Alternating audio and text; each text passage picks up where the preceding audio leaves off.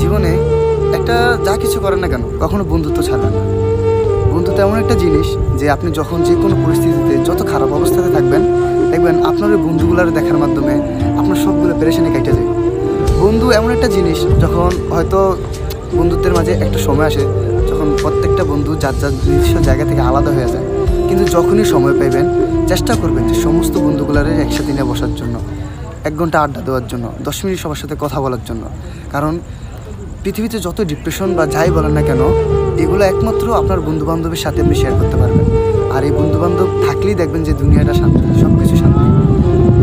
যখন আমরা হয়তোবা এক একজন এক এক বন্ধু কাজের তাগিদে, হ্যাঁ, পরিবারকে খুশি রাখার জন্য এক একজন এক এক সময় এক এক জায়গায় থাকে, কেউ বিদেশে চলে যায়, কেউ দেশে থাকে, আরেক বন্ধু হয়তোবা একটু দূরে থাকে। এভাবে সবার এক একজনের কর্মব্যস্ততা থাকে। কিন্তু যখনই সময় পাবেন বা যখনই আপনার মনে হবে যে না এখন আমি ফ্রি আছি, আমার বন্ধুগুলোর আমার দরকার, নিজের থেকে হইলেও, হ্যাঁ, এরকম হয় যে আমি ওরে কল দিই না, ওই আমার কেন কল দেয় না, এরকম হইতে পারে মনের মধ্যে। আমি ওই জায়গায় এতদিন গেলাম, ওরা আমার একটা কল দিল না, বা ওই আমার একটা কল দিল না। এই যে কথাগুলা, এগুলা নিয়ে কখনো জিদ রাখবেন না। বন্ধুদের মাঝে কখনো জিদ রাখবেন না। যদি আপনার কল না দেয়, আপনি নিজে দেন। আপনি তোর বন্ধু, হয়তোবা ওর কোনো একটা ব্যস্ততার কারণে আপনার কথা মনে নেই, বা আপনিও যদি এভাবে চিন্তা করেন, ওও কিন্তু সেমভাবেই কথাটা চিন্তা করে যে রে ও এতদিন গেল আমার একটা নখ দিল না, বা ওও চিন্তা করে এভাবে যে আমি এত দূরে আসলাম, ও আমার একটা নখ দিল না। এটা কিন্তু ওই আমাদের বন্ধুত্বের মাঝেই দুজনের প্রতি টান, ভালোবাসা সব কিছু, কিন্তু আমাদের ওই চিন্তা ভাবনার কারণে আমরা একজনের খোঁজ নিতে ভুলে যাই। কিন্তু এটা করা কিন্তু ঠিক না।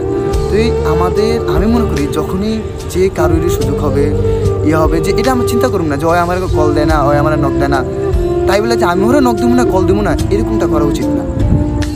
বন্ধুত্ব এমন একটা জিনিস, আমি মনে করি যে পৃথিবীতে যদি সবচাইতে ভালোবাসার কোনো সম্পর্ক থাকে, তাহলে এটা হচ্ছে বন্ধুত্ব। বন্ধুত্বের মতো সুন্দর সম্পর্ক এই দুনিয়াতে একটাও নেই।